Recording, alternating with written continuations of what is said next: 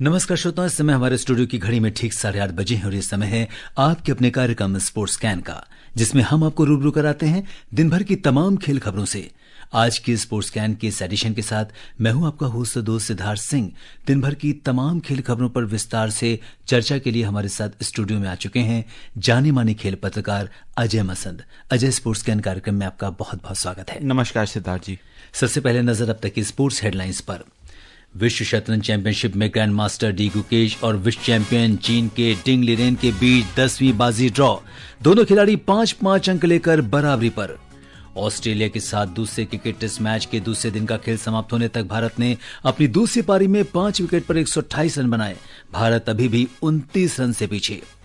Under 19 Asia cup cricket के final में कल टीम इंडिया का सामना बांग्लादेश से और जूनियर महिला एशिया हॉकी कप टूर्नामेंट आज से मस्कट में शुरू। भारत कल बांग्लादेश के साथ अपने अभियान की शुरुआत करेगा।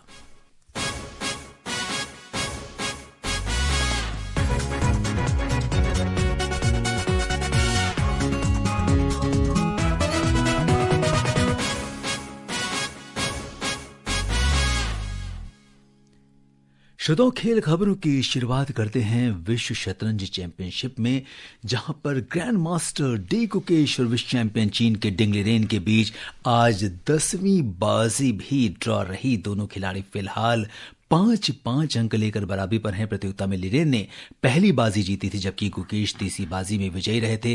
बाकी सारी बाजियां लगातार 7 बाजियां अजय ड्रॉ रही हैं। और हम लोग स्पोर्ट्स स्कैन कार्यक्रम में इसके पहले भी चेस को बहुत डीप कवर करते आ रहे हैं और इसका विश्लेषण अपने श्रोताओं तक पहुंचाने की कोशिश करते हैं। फिलहाल किस तरह से आपको मूड दिख रहा है इस टूर्नामेंट का? देखिए, मूड थोड़ा सा घूमता हुआ लग रहा है।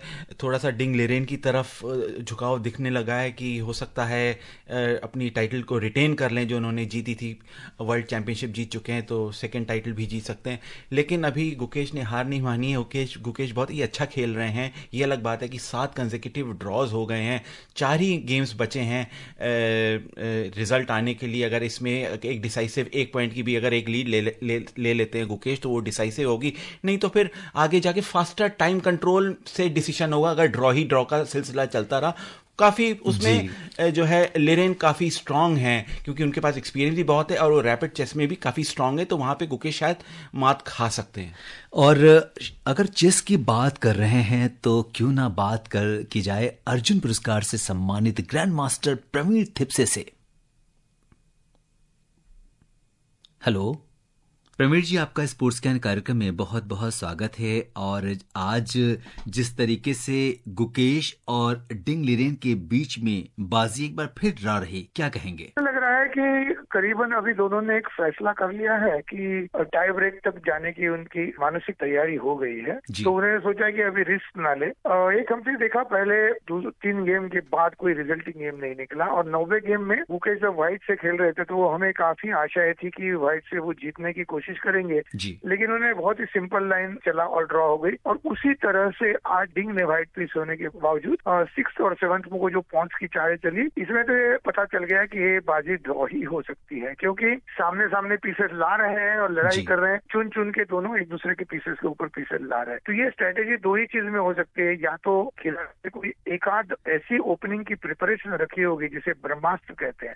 तो कोई ब्रह्मास्त्र, मुझे लगता है कि गुकेश ने अभी कोई एक ब्रह्मास्त्र रखा है व्हाइट पीसेस से खेलने के लिए, जो 11वें नहीं तो 13वें गेम में यूज करेंगे। और डिंग की स्ट्रेटेजी में देखता हूँ कि भले व्हाइट हो या ब्लैक, अधिकतर गुकेश को ही अच्छी पोजीशन ओपनिंग गेम के बाद मिल रही है। ओपनिंग प्रिपरेशन गुकेश की जितनी अच्छी है उतनी डिंग लिरेन की नहीं है और ये वो जान गए हैं। तो वो भी चाहते हैं कि हम टाई ब्रेक में चले जाए क्योंकि टाई ब्रेक में अगर जाते हैं तो रैपिड गेम होता है और रैपिड गेम में डिंग लिरेन काफी अच्छे खिलाड़ी समझे जाते हैं। एक बार वो वर्ल्ड नंबर 1 भी बन चुके थे कार्लसन के आगे। तो ये एक डिंग की स्ट्रेटेजी है, रैपिड गेम में जाना, रैपिड मैच में। और गुकेश की स्ट्रेटेजी रहेगी कि एकाध कोई जो ब्रह्मास्त्र छुपा के रखा है उसको बराबर योग्य समय पे उसका उपयोग करे और गेम। बिल्कुल। तो जितने भी लोग इस गेम को देख रहे हैं, फॉलो कर रहे हैं, सबकी सांसें जो हैं वो रुकी रहती हैं, क्योंकि इतना बराबरी का मुकाबला दोनों खिलाड़ियों के बीच चल रहा है। फिलहाल 5-5 अंक लेकर दोनों खिलाड़ी बराबरी पर हैं। जो अगला गेम होने वाला है उस पर आप किस तरह से, अगली बाजी को आप किस तरीके से देखते हैं?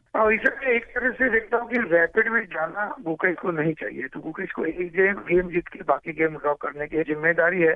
आज तो मैं समझ सकता हूँ कि उनके ब्लैक पीस थे तो ब्लैक पीस से ड्रॉ करना ठीक है, लेकिन 11वें गेम में या 13वें गेम में उन्हें विन के लिए जाना चाहिए, क्योंकि उनकी ओपनिंग की प्रिपरेशन बहुत अच्छी है। उन्हें 9th गेम की रेस नहीं करना चाहिए और उन्होंने वैसे सोचा ही होगा। दूसरा ऐसे कि इस मैच में, फ्रूट मैच में डिंग एक अलग तरीके से खेल रहे हैं, जो प्रॉपरली ओपनिंग प्रिपरेशन के ऊपर वो कॉन्सेंट्रेट नहीं कर रहे हैं और वो इस गेम को टैक्टिकल जो कहते हैं कि जो जैसे लड़ाई हो, मतलब हमारे पास अस्त्र कितने भी हो, हमारे हाथ में तलवार कितने तेजी से चलती है, उसी के ऊपर मुकाबला होता है। तो डिंग की ये स्ट्रेटेजी रही है कि मैं अपनी तलवार और सामने वाले की तलवार, भले वो शक्तिशाली है मैं नहीं, मेरी तलवार पहले चलेगी, इस हिसाब से डिंग खेल रही है। स्ट्रेटेजी बहुत ही, मतलब जैसे हम स्ट्रीट फाइट कहते हैं, ये काफी करेज डिंग दिखा रहे हैं। दूसरी तरीके से गुकेश अगर देखेंगे तो वो कभी ओपनिंग प्रिपरेशन नहीं करते।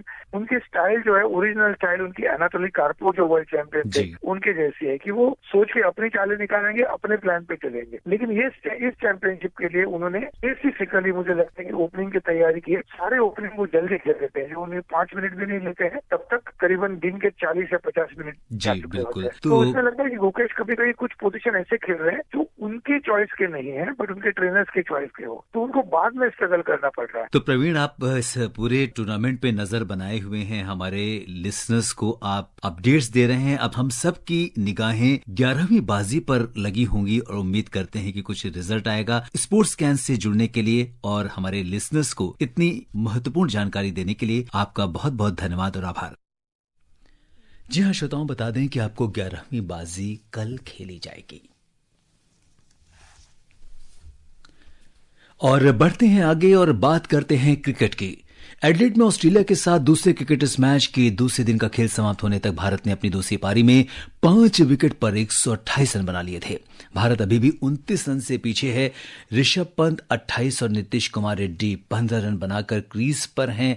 और अजय, जिस तरह का मैच चल रहा है, क्या दिख रहा है आपको, क्या होने वाला है? देखिए, मुझे तो यही दिख रहा है कि ऑस्ट्रेलिया की वापसी होगी और वो एक श्रृंखला को इक्वलाइज करेगी।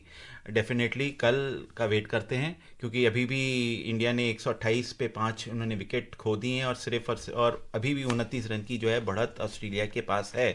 तो मुझे नहीं लगता है कि ये मैच, और स्पेशली इंडिया जो है पिंक बॉल टेस्ट में, पिंक बॉल में जो है आज जिस तरह हम लोगों ने देखा, जिस हिसाब से बैटर्स हमारे आउट होते गए, मतलब यशस्वी जायसवाल 24 पे चले गए, केएल राहुल फिर से फेल हो गए इस बार, विराट और रोहित का तो खैर अभी फॉर्म चल ही नहीं रहा है, बिल्कुल एक तरह से बल्ला चल ही नहीं रहा। तो इसको देखते देखते लग रहा है कि ये लास्ट रिकॉग्नाइज्ड बैटर्स हैं। अगर ऋषभ पंत नहीं पारी संभाल पाए नीतीश रेड्डी के साथ, अच्छा एक 100 या 125 रन या 150 रन की अगर लीड नहीं दे पाए, तब तक ये it is as good as lost. तो आइए सुनते हैं आज के खेल पर चारू की ये रिपोर्ट।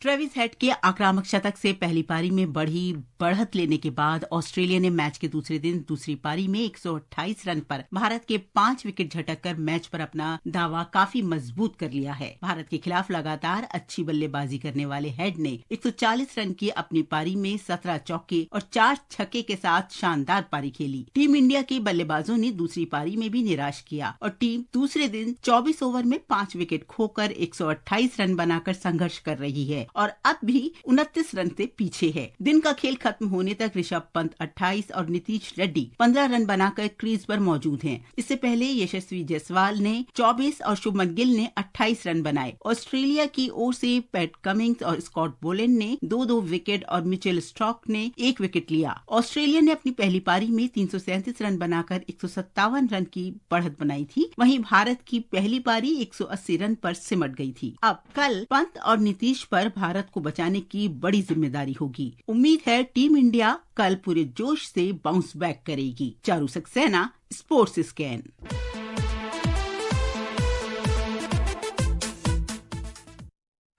जी हाँ, कल का दिन भारत के लिए बेहद अहम दिन है।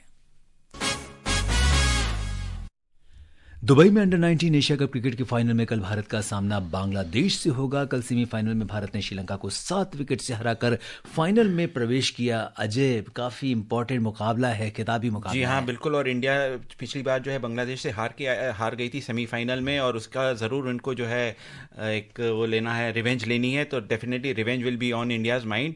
और क्योंकि इंडिया ने 8 टाइटल जीत चुकी हैं, हाईएस्ट टाइटल विनर्स इस टूर्नामेंट में, अंडर 19 टूर्नामेंट, मेंस टूर्नामेंट में, तो डेफिनेटली वो खिताब के दावेदार ज़रूर हैं। लेकिन a lot will depend on Ayush Mhatre, जिनका परफॉर्मेंस, और वैभव सिर्फ मात्र 13 साल के हैं, वैभव सूर्यवंशी।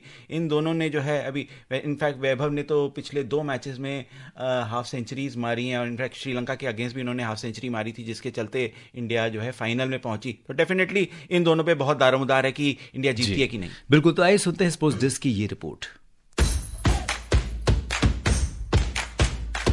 संयुक्त अरब अमीरात में खेले जा रहे अंडर 19 एशिया कप 2024 के फाइनल में कल टीम इंडिया का सामना बांग्लादेश से होगा। दुबई इंटरनेशनल स्टेडियम में टीम इंडिया खिताबी मुकाबले के लिए पूरी तरह तैयार है। इससे पहले कल वैभव सूर्यवंशी की लगातार दूसरी अर्धशतकीय पारी से भारत ने श्रीलंका को 170 गेंद शेष रहते 7 विकेट से करारी मात दी। सूर्यवंशी ने 36 गेंद में 67 रन की ताबड़तोड़ पारी खेली और जीत के नायक बने। सूर्यवंशी ने हाल ही में आईपीएल नीलामी में भी सुर्खियां बटोरी थी, जब राजस्थान रॉयल्स ने उन्हें 1 करोड़ 10 लाख रुपए में खरीदा था। वो लीग के इतिहास में नीलामी में उतरने वाले सबसे युवा खिलाड़ी बने थे। उधर दूसरे सेमीफाइनल में बांग्लादेश ने पाकिस्तान को आसानी से हरा दिया। जीत के लिए 170 रन के लक्ष्य को बांग्लादेश ने महज 22 ओवर और 1 गेंद में 3 विकेट के नुकसान पर हासिल कर लिया। भारत और बांग्लादेश की टीम 5 साल बाद खिताब के लिए आमने सामने है, और इससे पहले भारत ने 2019 में बांग्लादेश को 5 रन से हराकर खिताब जीता था। टीम इंडिया 9वीं बार खिताबी मुकाबला खेलेगी और पिछले 8 फाइनल में वो कभी हारी नहीं है। उम्मीद है कि टीम इंडिया अपनी जीत का सिलसिला बरकरार रखेगी। Vishal Sharma, sports can. उधर ब्रिस्बेन में कल भारत और ऑस्ट्रेलिया के बीच दूसरा महिला एक दिवसीय क्रिकेट मैच खेला जाएगा। 3 मैचों की श्रृंखला में ऑस्ट्रेलिया 1-0 से आगे है। और अब बात कर लेते हैं हॉकी की। जूनियर महिला एशिया हॉकी कप टूर्नामेंट आज से ओमान की राजधानी मस्कट में शुरू हुआ। टूर्नामेंट में कुल 10 टीमें हिस्सा ले रही हैं। ज्योति सिंह की कप्तानी में भारतीय टीम का पहला मैच कल रात बांग्लादेश से होगा। तो अजय, काफी रोमांचक मुकाबला है। रोमांचक मुकाबला है। उसके अलावा जो है, अगर यहाँ से ये टीम टाइटल जीती है, मतलब इनफैक्ट सेमीफाइनल तक पहुंच जाती है, 10 टीमों का है, पूल ए पूल बी है, 5-5 टीमों में बटी हुई है। अगर यहाँ से टीम जो है सेमीफाइनल में पहुंच जाती है तो जूनियर वर्ल्ड कप के लिए जो है वो दावेदार हो जाएगी, वो जूनियर वर्ल्ड कप में खेल पाएगी। तो मेन इंडिया का जो फोकस होगा जूनियर वर्ल्ड कप में क्वालिफाई करने का होगा। बिल्कुल। तो आइए सुनते हैं ये रिपोर्ट। भारतीय जूनियर महिला हॉकी टीम ओमान के मस्कट में महिला जूनियर एशिया कप में भाग लेने के लिए पूरी तरह तैयार है, क्योंकि उनका लक्ष्य अपने खिताब को बरकरार रखना है। आज से 15 दिसंबर तक होने वाला ये टूर्नामेंट FIH जूनियर विश्व कप 2025 के लिए क्वालिफाइंग इवेंट भी है, जो चिली में आयोजित किया जाएगा। भारत का नेतृत्व कोच तुषार खांडेकर, कप्तान ज्योति सिंह और उप कप्तान साक्षी राणा करेंगे। 2023 में भारत ने फाइनल में दक्षिण कोरिया को 2-1 से हराकर पहली बार खिताब जीता था। भारत को पूल ए में रखा गया है और उसका मुकाबला चीन, मलेशिया, थाईलैंड और बांग्लादेश से होगा। पूल बी में दक्षिण कोरिया, जापान, चीनी ताइपे, हांगकांग और श्रीलंका शामिल है। भारतीय टीम अपना पहला मैच रविवार को बांग्लादेश के खिलाफ भारतीय समय के अनुसार रात 8:30 बजे से खेलेगी। टूर्नामेंट का सेमीफाइनल 14 दिसंबर को खेला जाएगा, वहीं फाइनल का मुकाबला 15 दिसंबर को होगा। उम्मीद है कि टीम इंडिया एक बार फिर अपनी जीत का परचम लहराए। Vaishnavi, sports can. और श्रोताओं, चलते चलते बात कर लेते हैं फुटबॉल की। इंडियन सुपर लीग फुटबॉल में इस समय चेन्नई में बेंगलुरु FC का सामना केरला ब्लास्टर्स से हो रहा है, और आज एक अन्य मुकाबले में ईस्ट बंगाल ने चेन्नई FC को 2-0 से हरा दिया। अंक तालिका में बेंगलुरु 10 मैचों में 6 जीत के साथ 20 अंक लेकर दूसरे, और केरला ब्लास्टर्स 10 मैचों में 3 जीत के साथ 11 अंक लेकर 10वें स्थान पर है। और श्रोताओं, अब समय हो चला है आपसे विदा लेने का। कल फिर मिलेंगे कुछ और ताज़ा खेल खबरों के साथ। अजय, आप हमारे स्टूडियो में हैं और तमाम खेल खबरों पर हमसे चर्चा की, इसके लिए आपका बहुत बहुत धन्यवाद और आभार। धन्यवाद सिद्धार्थ जी। और श्रोताओं, इसी के साथ अनुमति दीजिए स्पोर्ट्स कैन की पूरी टीम के साथ मुझे यानी सिद्धार्थ सिंह को नमस्कार, शुभ रात्रि।